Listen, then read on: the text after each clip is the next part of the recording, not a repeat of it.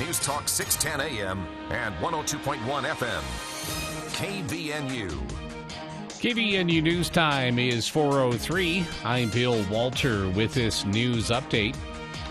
Motorists that are traveling along Valley View Highway SR 30, well, going to want to plan ahead as construction crews are again closing a section of the road this weekend.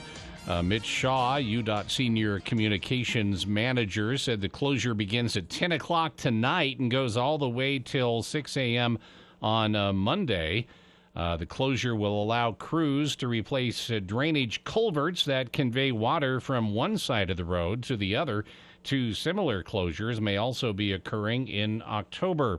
Shaw said construction crews are continuing to make preparations for the major expansion of the highway that will primarily take place next year. He acknowledged the closure is an inconvenience, but said the weekend closure should be less of an impact than during the week. By doing that, we're trying to miss the main commute times, but it's still going to be a pretty big impact for people. A detour route has been established during the closure. It will take motorists south along 1000 West and on to US 8991 out to Wellsville before returning back along SR 23 to Valley View Highway. KBNU News Time is 4:04. KBNU weather for tonight. Slight chance of a shower or thunderstorm this evening, and then partly cloudy skies. Areas of frost after midnight, low in the mid-30s. Areas of frost in the morning, and then sunny skies, mid-60s for the high. Sunny, warmer mid-70s on Sunday. It's 50 degrees right now at KBNU. KBNU weather brought to you by the Advocates Injury Attorneys. If you've been in an accident that wasn't your fault and worried about how to pay the bills and take care of your family, you deserve an advocate. Now with offices in Logan, chat online at utahodvocates.com or call 801-355-5550. KBNU News Time is 4:05. A 64-year-old Logan man has admitted to molesting a 10-year-old girl. William Rolando Nolasco accepted a plea deal and will now await sentencing next month. Nolasco appeared in Logan's District Court on Monday.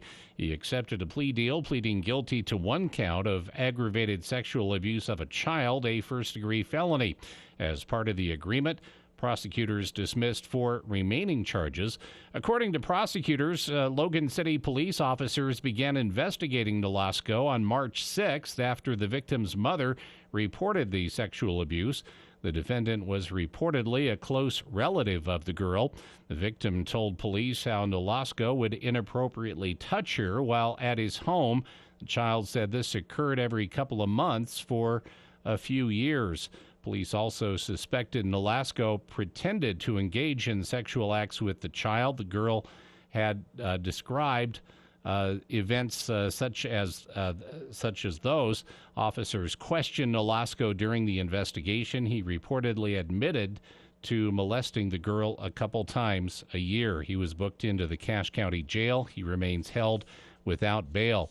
And deputies are searching for a driver and their vehicle accused of fleeing the scene of an auto versus pedestrian crash.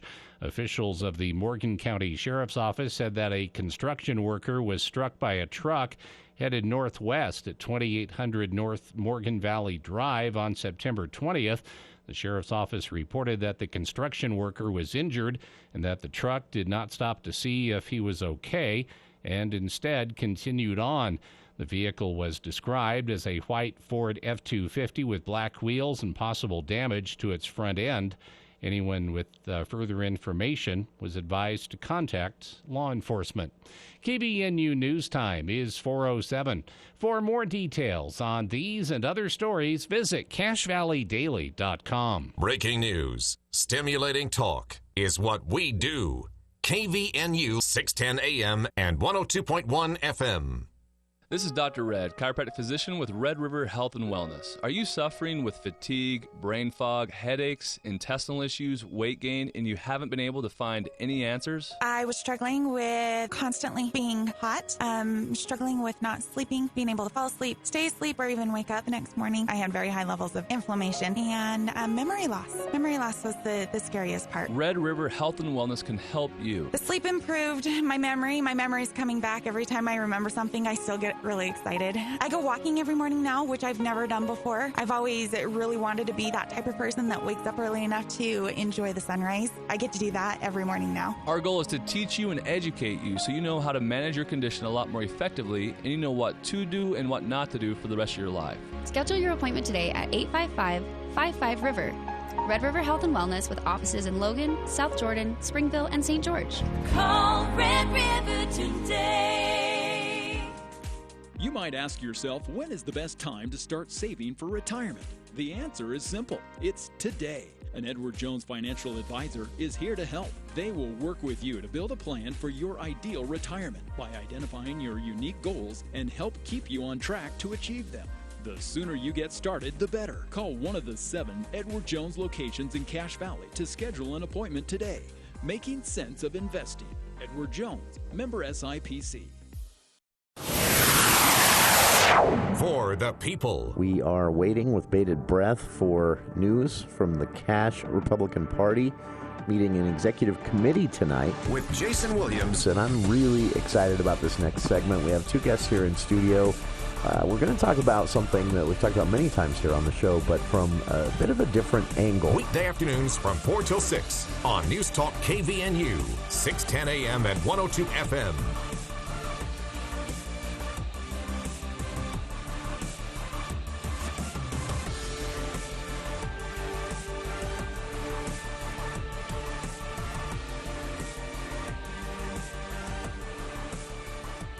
Welcome to KVNU's For the People.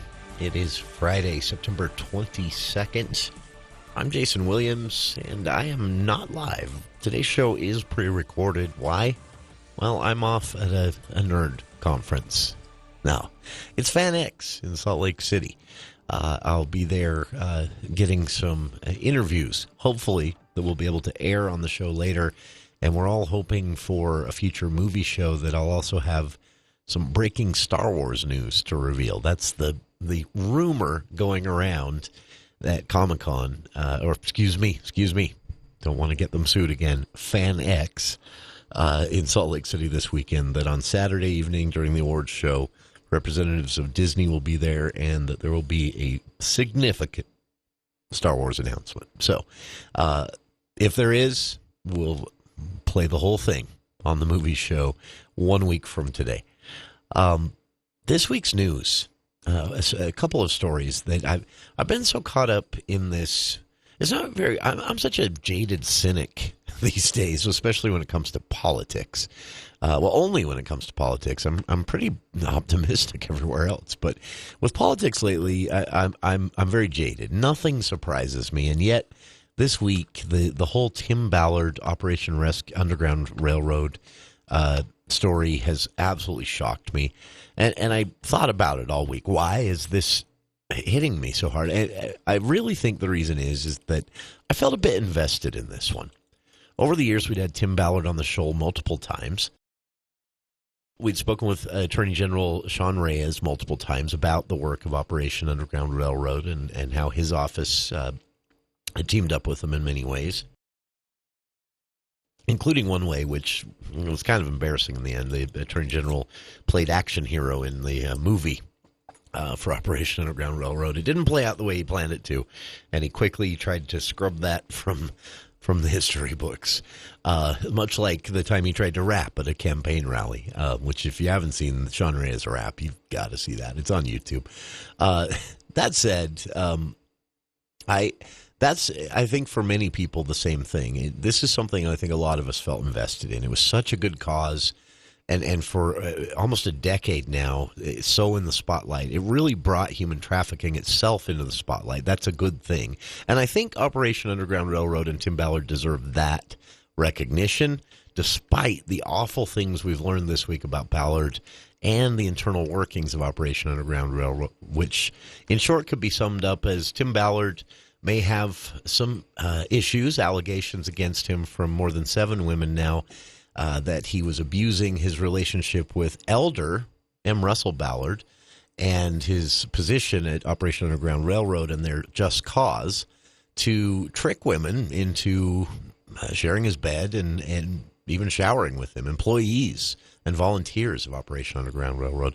Obviously, he knew this story was coming out. He stepped away in June. Vice News got the public records from the Davis County investigation. Before they went public with it, they contacted the church and said, here's the story. Elder Ballard's brought up in it. Would you like to comment? The LDS Church releases a statement last Friday to Vice News saying,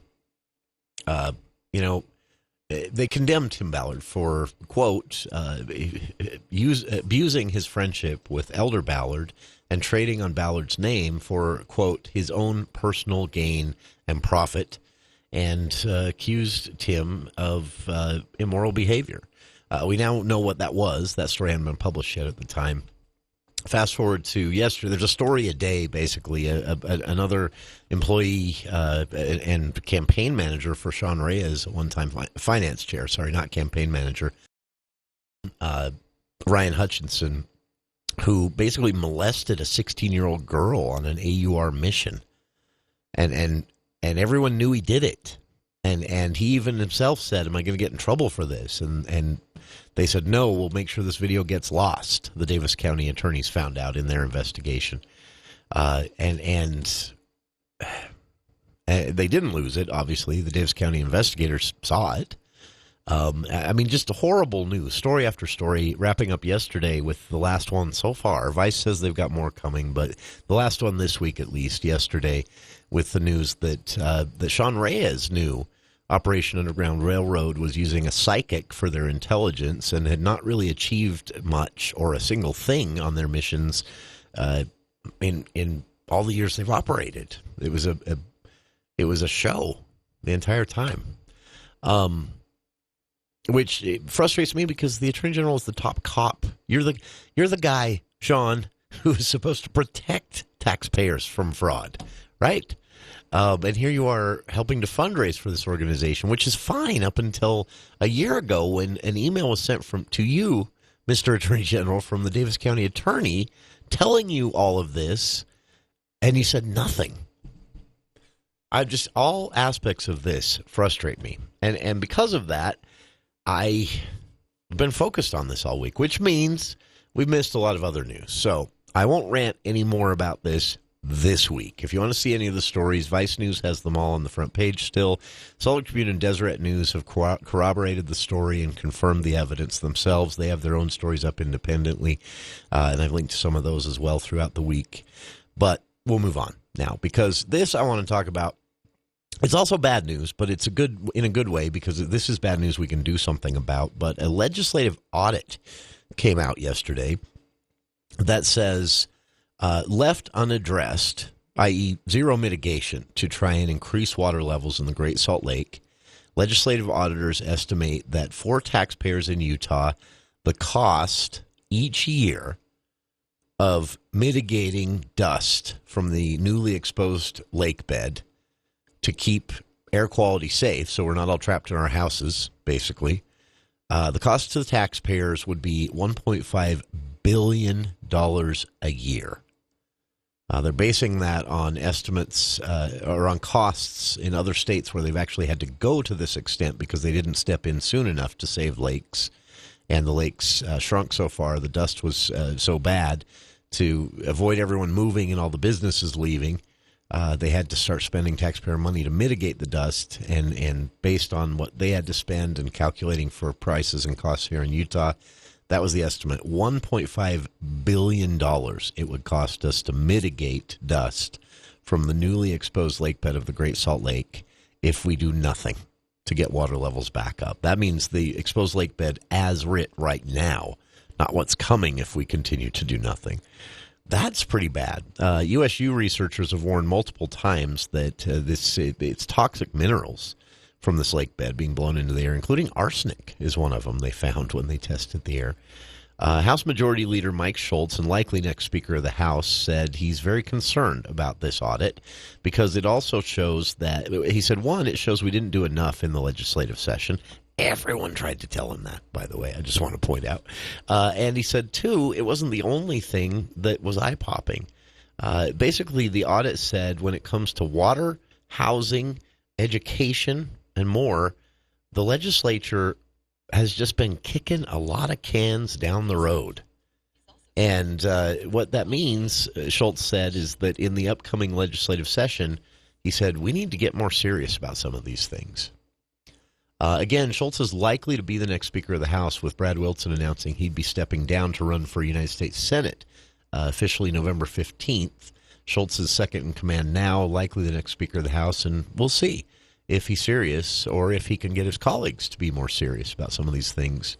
If you'd like to read the full audit, I've linked to it on our Facebook page. Again, this wasn't done by State Auditor John Dougal. This was from the legislature's own set of auditors, a legislative audit, and it was pretty harsh. Again, kind of saying when it comes to three key issues that mount a huge challenge for Utah, the Utah legislature has probably kicked the cans down the road as far as they can. We'll see where it goes from here. We'll be back with more of For the People and some highlights from our hottest, most recent interviews right after this.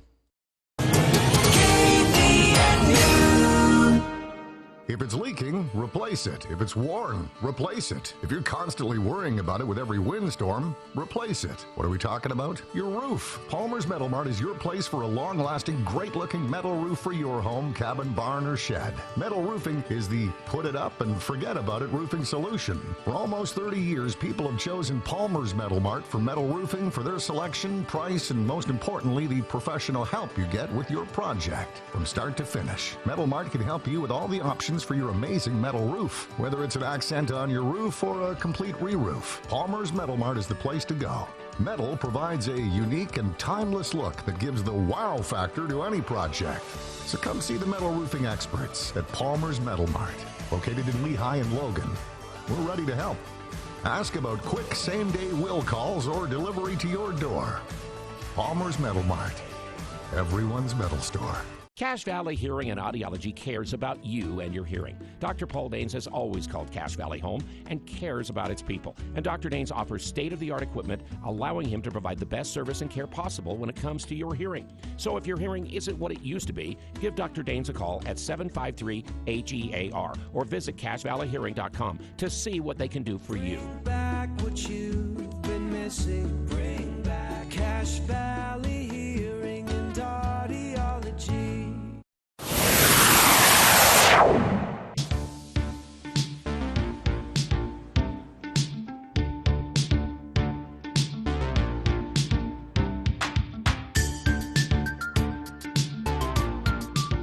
Welcome back to KVNU's For the People. I'm pretty excited about this to kick off here. A very special guest joining us. We get a chance to talk to her once a month about all things Cache Chamber of Commerce, and there is a lot to talk about when it comes to the Cache Chamber of Commerce. And this month, of course, no exception. Joining us right now, President and CEO of the Cache Chamber of Commerce, Jamie Andrus. And Jamie, as always, a pleasure to have you join the show. And it's no exaggeration, right? You try to pack the calendar every month. It's getting out of control a little bit, Jason, but thank you for having me. Oh, we it's have our a lot pleasure. Going on, but it's the fall, it's the time. It's kind of back to school, and we're jumping in with a couple of really fun things that are just kind of right along the lines of continuing education and leadership and skill development.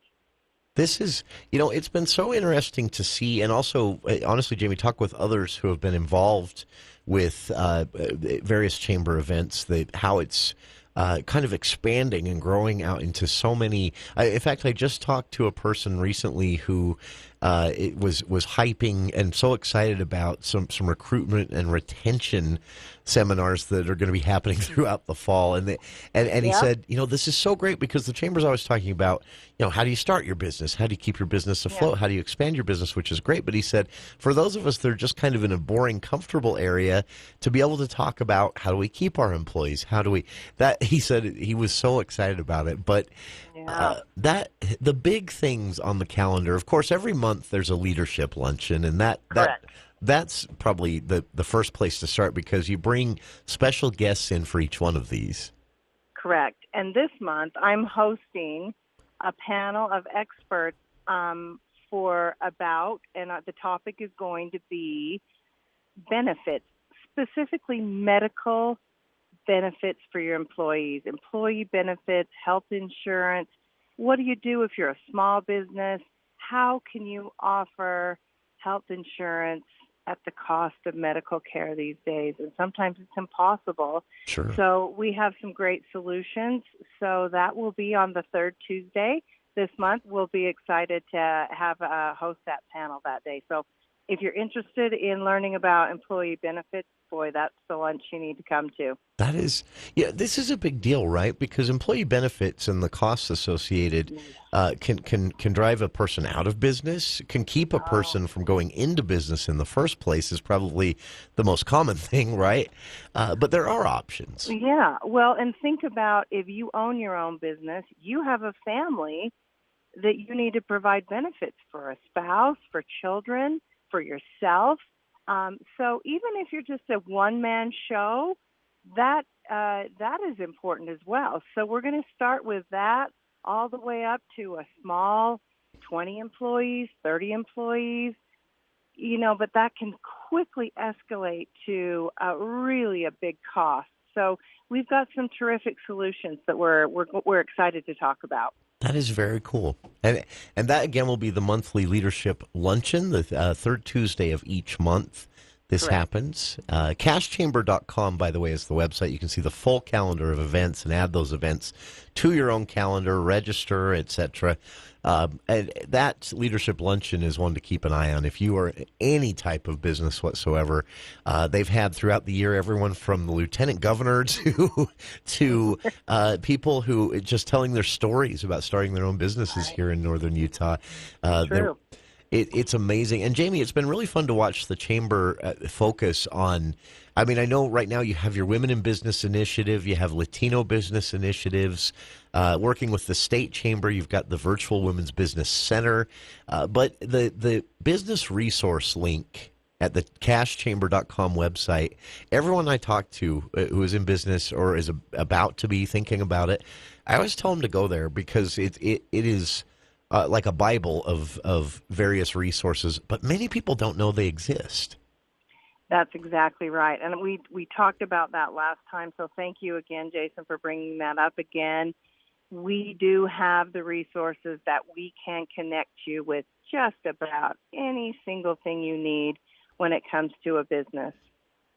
It really is. And again, it can be, I know myself, it can be daunting, it can be scary, but this was such a vital resource for me because I would read through some of this and go, oh, I can do that. I can fill out that form. I can can go there and they'll help me. That's right. Oftentimes it was just calling a phone number, it was filling out a form, but most of those resources I was directed to through the Chamber website. And for listeners out there, information on becoming a Chamber member, on these events we've discussed here, there are various programs and resources, many of which are absolutely free. Cashchamber.com. You can also find them on social media.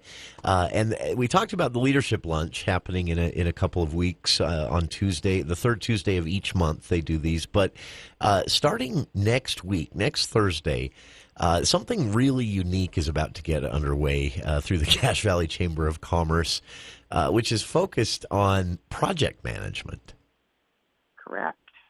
This is our first time. It's a Lunch and Learn series. So you'll come, you'll have a lunch, and you'll learn from a really incredible group of project managers. They're going to give you the basics of project management. Who doesn't need to know about project management? Sure. I mean, it's just vital in small businesses. You don't have usually, one person set aside that is your special project manager. So this gives you a lot of opportunities. This is brand new. We've developed it with 3 certified trainers, project managers. They have a title, PMP, and they have designed and put this course together. So it's going to be fantastic. That is, this is a unique thing because, as you said, project management is a part of, I don't know a business out there that doesn't do some form of project management, but it's difficult. And I'll be honest, sometimes this is the area where you can kind of, how to say this nicely, get taken advantage of by consultants. So it's great. The Chamber has this resource. Consultants are expensive because, they're experts. Sure. And, I think, but not everybody can afford to have a consultant. Yeah, it doesn't fit every business. That's right.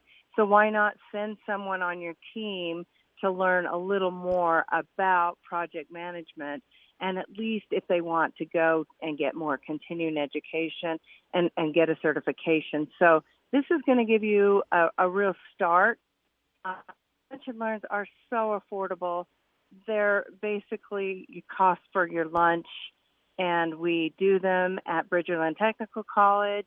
It's easy parking, it's easy access, and it's a terrific opportunity. Sure. So we do have 2 going on right now. The one that you just mentioned, again, provided by our Bridgerland SHRM group, which is on retaining and retention and recruiting. So HR professionals are teaching that series. That's and amazing. Then next week we have the project management Lunch and Learn series starting. That is very cool. This is so the recruiting and retention fall series. The events take place every other week throughout September, October, and November. And you can get more information on registering at the cashchamber.com website. The one we just discussed, the Project Management Lunch and Learn series, this is 4 events. It basically breaks down to being about $20 per event, which is, you cannot get business advice that cheap anywhere else, trust me. Well, you can barely get lunch for that. That's Jason. right. You know that, right? That's right. We should point that out. This is lunch. All 4 of the events include lunch. That would be $20 in and of its own. That is September 14th, 21st, 28th, and October 5th for that Lunch and Learn series on project management. And again, just keeping up with what is going on at the Cache Chamber of Commerce. There's much more, and soon we'll be able to talk about the 2024 Economic Summit. That's a few months away, I know, before we'll have anything we can get you to announce on that. But that's a big event each year. They also have their annual awards gala. That is something to keep an eye on because that's a lot of fun. But this is just the tip of the iceberg on what the Cache Chamber of Commerce does, and there is something, at least 2-3 events each and every month you can be a part of. So check them out. CashChamber.com is their website, and again, you can find them on social media. And our guest, again, President and CEO of the Cache Valley Chamber of Commerce, Jamie Andrus. And Jamie, always a pleasure to have you join us. Thank you for making the time today, and good luck in the golf tournament. Hey, thank you, Jason. And I just want to say one quick thing. We do answer our phone. We have people all the time. So you're welcome to call us the good old-fashioned way, 752-2161. You can call us or go to our website. Absolutely, and that is literally for any question, because if they don't know, I know this from experience, if someone at the Chamber doesn't know, they know someone who does. We do. So, any business question. That number again, 752-2161, their website, again, cashchamber.com. You can also find them on social media. I've linked to all of this on our Facebook page as well. And Jamie, again, thank you for making some time for KVNU today. You are so welcome. Good to talk to you, Jason. Oh, our pleasure. And we'll speak again next month. For our listeners, stick around. More of For the People right after this. Look at the news with KVNU's Bill Walter. Thank you, Jason. KBNU News Time is 4:32. News brought to you by U&I Furniture. Former President Donald Trump's push to bend state Republican parties to his will and gain an advantage in his effort to return to the White House is coming to a head in Nevada. The state GOP, which is led by Trump allies, is insisting on moving forward with a presidential caucus on February 8th, despite a new state law that set a primary election 2 days earlier. Caucuses, which typically reward grassroots support and organizing, are expected to benefit Trump given his solid grip on the GOP's most loyal voters. The result, some Republicans and Trump rivals argue, will be chaos at a crucial point in the presidential nomination process. Post Consumer Brands, a cereal manufacturing company in Tremonton, is holding its annual sale to benefit the United Way next Saturday, September 30th, starting at 7 a.m. at the Box Elder County Fairgrounds. Mitch Anderson suggested people bring cash and arrive early. The cereal costs $1.50 per bag or box with a limit of $50 per person, and they will accept Venmo. He said they will have some of their more popular brands for people to buy at a discounted price. The sale usually goes for 3 to 4 hours. For over a decade, the Post and United Way of Northern Utah cereal sale has been a big deal in the Bear River Valley. There are some 15,000 packages of cereal in a trailer ready to be grabbed up and purchased. All funds generated by the sale will benefit the entire community.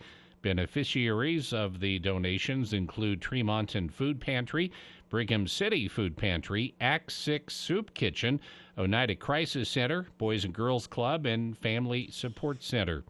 Utah State took a few beatings in its 39-21 loss at Air Force last Friday, but are aiming for a rebound against a rising star in James Madison University.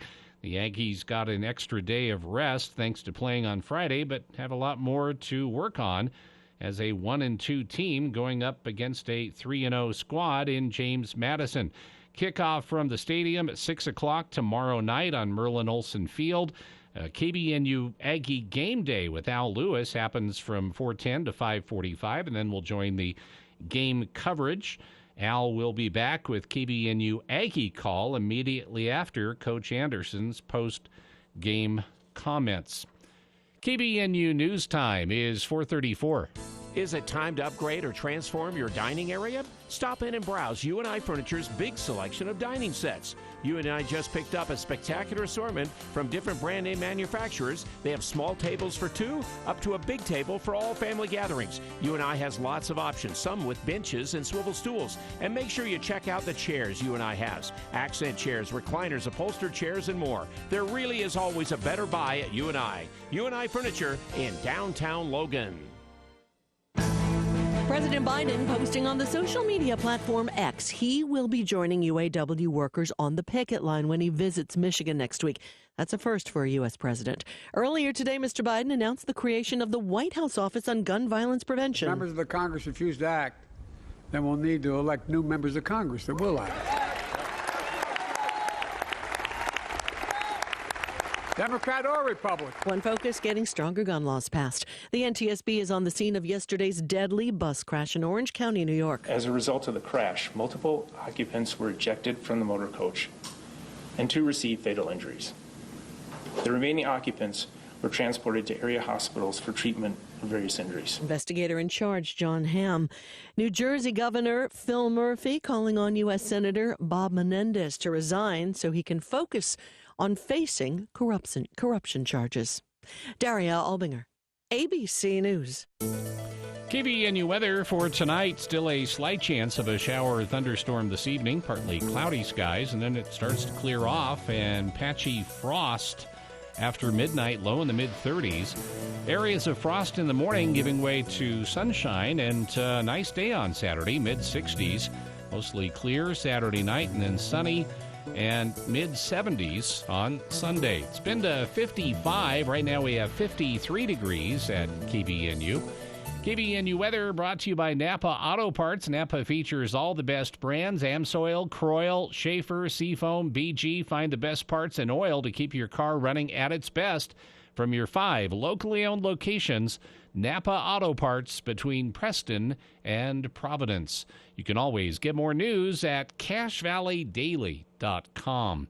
No report from Edward Jones, but let's get an ABC News business update brought to you by Edward Jones. From ABC News Wall Street now, the worst week in 6 months for the markets has come to a close with more losses. The Dow gave up 107 points, the Nasdaq fell 12, and the S&P closed down 10. Stocks slid this week on worries that interest rates likely won't come down much anytime soon. That's despite the Federal Reserve's decision to leave them unchanged for now. The United Auto Workers strike is growing. A week into the union's historic action against Detroit's Big Three, the UAW walked out on dozens of additional General Motors and Stellantis factories across 20 states.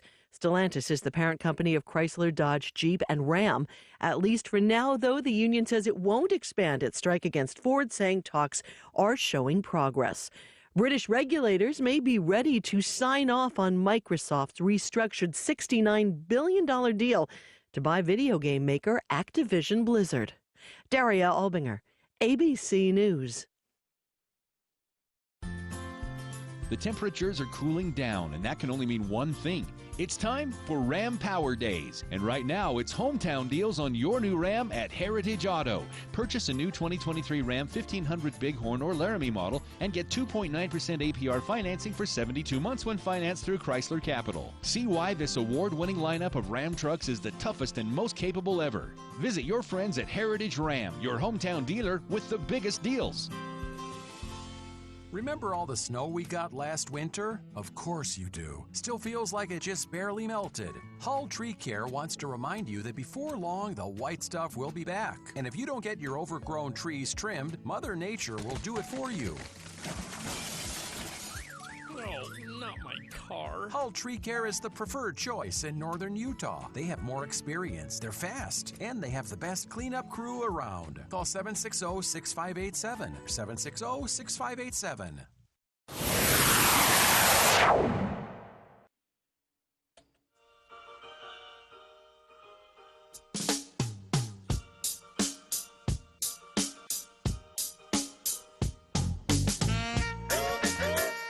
Welcome back to KVNU's For the People. Very excited about our next guest because this is an honor for me to both to hear a voice that I'll be honest I've missed. Not that current leadership in the state has made me miss this voice, but just someone that through the years has always been gracious to give us his time and a great interview, and probably I would say someone that knows the state of Utah better than anyone. Through various roles in public service dating back decades. Joining us right now to talk about a new institute of public policy for students, elected officials, thought leaders, and more at the Utah Valley University campus, former Governor Gary Herbert. And Governor Herbert, it's a pleasure to have you join us here on the show. What have you been up to? Well, first let me say, Jason, it's an honor to be on the show with you again. And I've missed our little chats from the past, but it's good to get back together. Sure. I've been busy. My wife says I thought we were going to retire. And we have cut down from 70 hours a week and have our days in 15 and 30-minute increments. So now I'm only doing about 35 hours a week. So I told my wife, Jeanette, that's like being half-time. So we're still pretty busy. And our institute's growing down at Utah Valley University, and we hope to make a difference with the students there, discovering how to make public policy happen. What is good public policy? What should they be doing as the rising generation impact change for the better? And so I enjoy, like one of the things we do is I have hoagies with Herbert. So we feed them for lunch. They come for the food and stay for the discussion on politics. So nice. It's been an exciting thing, and we've had to raise a bunch of money. We're still doing some of that, but I'm very pleased with the success we have had. We've had some really great guests. I know a lot of people, and we've had Mike Pence, former vice president, a couple of times. Oh, wow. We've had Tim Shriver, a good Democrat. Kennedy, some people wouldn't know him, but they know his sister was married to Arnold Schwarzenegger, Marie Shriver, and he's a good man and trying to do some things in his own way to make things more civil in the public discourse, which I applaud. Arthur Brooks, we've had Art Lafler, the former economic advisor for Ronald Reagan, has been here. So we've got a few. And October the 5th, I think we've got Paul Ryan coming in town. Oh, wow. Former Speaker of the House and Congress, and he'll be coming to speak. And in the spring, we've got Princess Rima Al Saud, who's the ambassador in Saudi Arabia, has become a good friend of mine and just a wonderful lady. And what they're doing in Saudi Arabia to open up opportunities for women, more tourism and trade in Saudi Arabia. And so it'll be interesting to hear what she has to say about the evolution that's taking place in the Middle East, particularly Saudi Arabia. So we got a few heavy hitters coming up and just regular discussions, research on different topics, working with the students. So that's just one aspect of my life which keeps me pretty busy. It's all very exciting to talk about because I know, these institutes, the way they influence public policy, the way they can influence our legislature, both through direct publication of research or policy papers, but also through, student intern projects. I know there are several staffers on the Hill right now that started out as an intern of some way through something like the Herbert Institute. Oh, yeah. It's a great way to sort of build the bench for the leaders in the future. And of course, you're doing this with a goal in mind that's very much been on my mind recently. I read a survey about Generation Z that scared me. And the survey basically said they have very little hope and they have zero almost trust in our institutions. And that's one of the things directly you're trying to address through your personal work and through this institute, right? Absolutely. It's hard to understand if you're not involved in the process. It's easy to lump everybody into they're all crooks or they don't care, they don't know about me. But once you're up there and working the process, our interns come back and say, wow, I didn't realize how heavy of a workload that these legislators have to take on, the challenge it is to try to please everybody, which you can't do. The difference between, more government, less government, and that constant debate. They come back learning that the goals and objectives of what we're trying to accomplish on Republican or Democrat or any other party for that matter generally are the very same thing. We want to have a successful economy. We want to have good education. We want to have a good environment. We want to have, a good place to live and raise your family. But how we do that, the journey, the pathway forward, the policy that we espouse to get to that end goal, that's where we sometimes differ. And so learning how to get together and work together to find common ground to advance the policy forward is getting to be a lost art. We don't do very well in Washington, D.C. We do a pretty good job here in Utah, but boy, they sure could use some help in Washington. It's always striking to me that even those sometimes, speaking specifically about social media right now, I'll see people who I know maybe are politically similar to me, their opinions and their beliefs, and I'll see them talking to, say, a state lawmaker that I also happen to know either through interviewing them here on the show or, having the opportunity to even work with them on legislation over the years. And it'll shock me sometimes at the cruelty almost that I will see. And I always tease Senator Todd Weiler, I always have to go out and defend you because you're a nice guy. You're a very thoughtful guy. And he laughs it off. He can handle it. But that's always kind of been a personal lesson of mine, that these people that I met, actually met in person, it's hard to hate them after that, right? Well, once you associate with people and get to know them, it is harder to hate them because you get to understand them. You know that they're not evil. And politics, unfortunately, and I don't know why exactly it's happened. I've got some theories on it. But why do we have a more and more an us versus them mentality? Us are always the good guys, and them is always the enemy. And so we're always right on the us side. Them is always wrong on the other side. And if they're evil and wrong, we need to destroy them. And so consequently, we get pounding on people probably unmercifully, inappropriately. And that's something we've got to see if we can't counter and get back to having respectful civil discussions where we, in fact, look for the good in people. I think most, in my own experience, and I've been 30 years, 6 months, and 5 days as an elected official, county commissioner and lieutenant governor and governor for nearly 12, I really have found very few people, all that I've met, not only here in Utah but across the country, of people that weren't just trying to do the best they could do, and give it their best shot and try to make the right policy decisions based on their own view of what is best for their constituency. I have not found a lot of corruption or people that are trying to take advantage of their position to feather their own nest. So I think most people are really good people out there trying to serve as best they can, and we ought to treat them better because of that. As this can be applied as well for a lot of our listeners, they probably qualify themselves as legislative junkies or political junkies of the Utah process.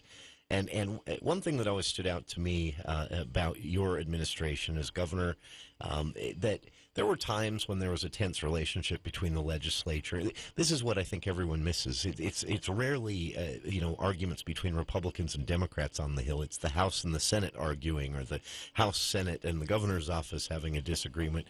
But throughout all of that, you maintained a relationship with the legislature that was never. You never threw bombs. You never really, at times, the bully pulpit was there as a tool, but you used it responsibly. And you left office as not only a very publicly popular governor, but very popular on the Hill.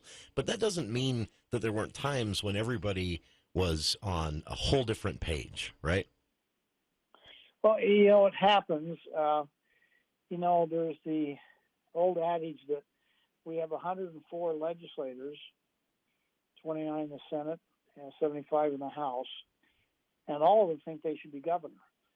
That's right. And so, there's saying, well, he's not doing what I think we should do. I would do this differently if I was the governor.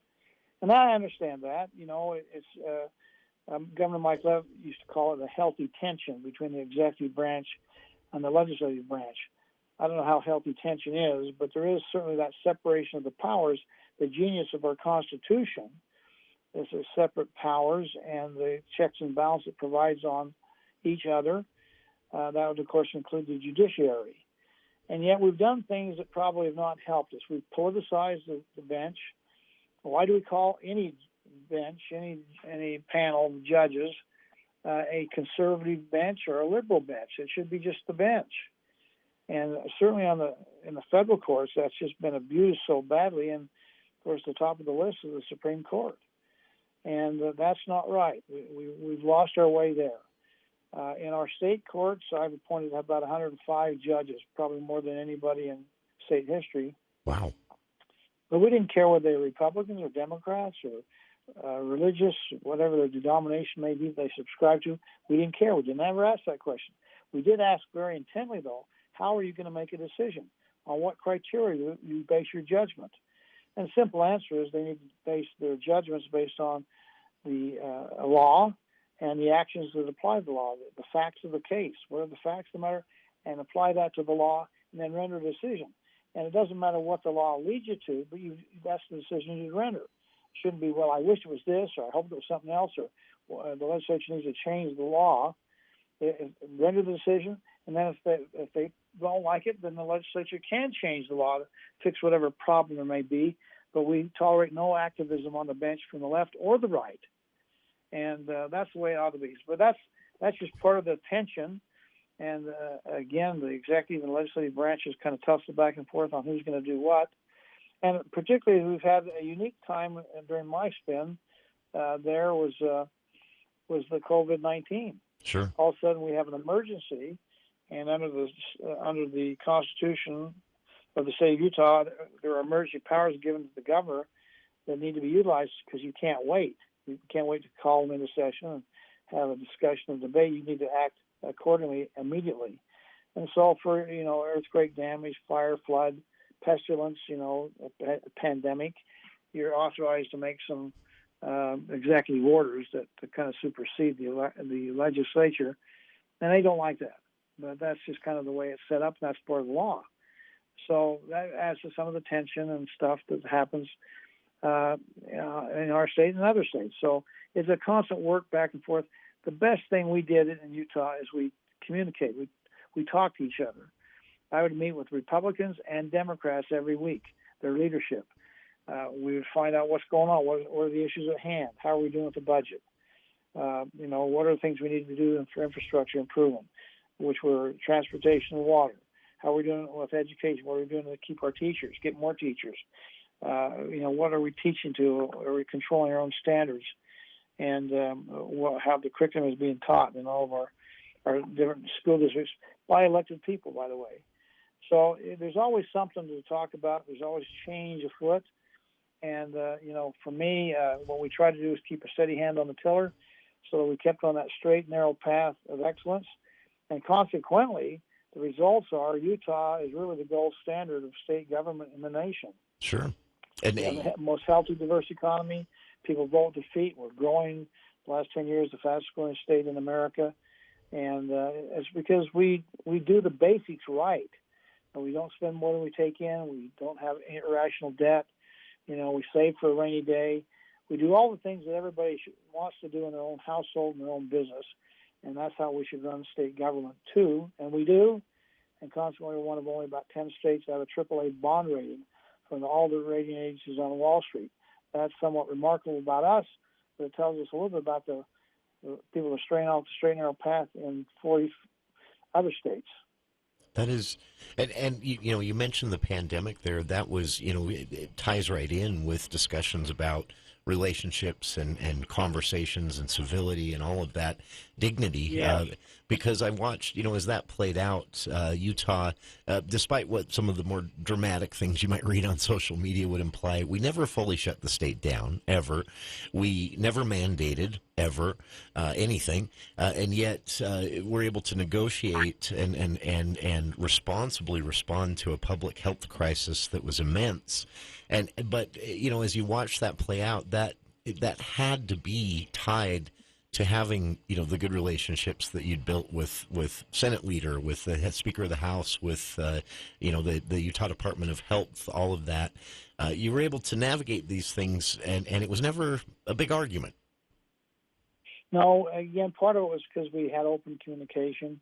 We did a few stumbles here and there, I've had people ask me this question. If you had it to do over again, would you do it the same way? And I say, knowing what I know now, no, I would do some things differently. But knowing what I knew then, I would do it exactly the same way, because you go with the best information you have. Sure. I had very intelligent people, knowledgeable scientists, doctors, medical advisors around me for Utah. I trusted the Utah people. We relied upon them heavily to make a plan. We didn't just fly by the seat of our pants. We actually put in writing a plan to help Utah get out of the pandemic and move ahead. And consequently, because of all that we did, well, not perfectly, but I know even Glenn Beck, the great libertarian on the radio, a very conservative guy, said the state that handled the pandemic the best was Utah. Our guest again has been former Governor Gary Herbert.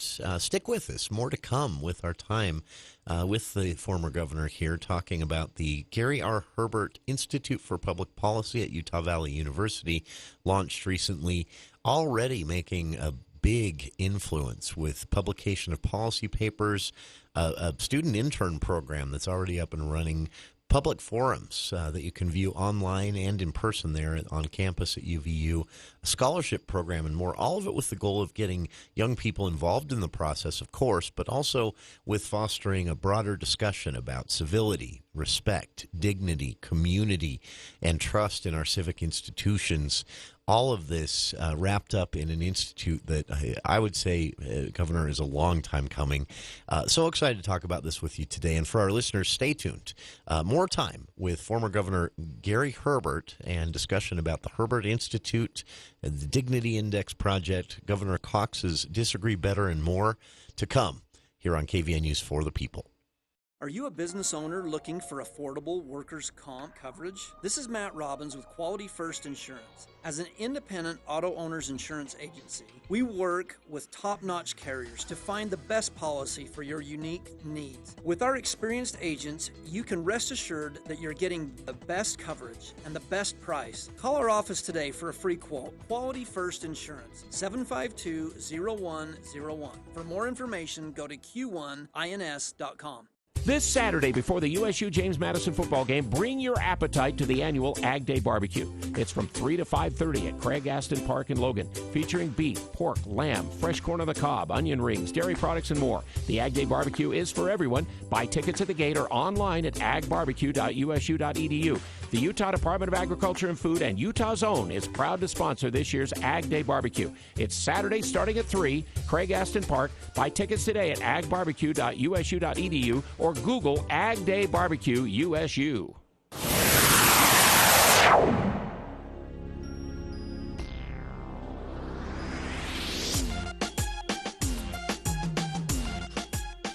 That's it for hour one of today's show. Please stay tuned, though. Coming up in hour two, highlights from our most recent For the People movie shows. We'll recap some of the best and worst of the summer. Still trying to figure out why Barbie exactly was the biggest box office blockbuster of the last 4 years. What was it about Barbie that made this movie the one? We'll dig into it, speculate, and invite you to join us as well. All of that is coming up during the For the People movie show, starting in just a few minutes. One final story for everyone today. I wanted to throw this out. The electric vehicle issue is coming up again in the legislative session, and lawmakers have been trying to decide, how much this transition should be happening in Utah, how fast to transition Utah's official fleet, for public employees and transportation and more over to electric vehicles. The Corey Weeks, the director of Utah's Division of Fleet Operations, said they crunched the numbers, cost savings to taxpayers, in addition to anticipated environmental benefit and more, and they realized that it actually would make no sense not to start the transition. Weeks said that if Utah wants to be smart about this and save the most money for taxpayers, they would actually set a goal of transitioning the state's entire fleet to electric where possible in the next 10 years. He said it could save taxpayers billions of dollars just in fuel costs alone. It's a fascinating report. I've linked to it on the Facebook page. And we'll be back. Hour two of today's show on the For the People movie show right after this here on KVNU Logan.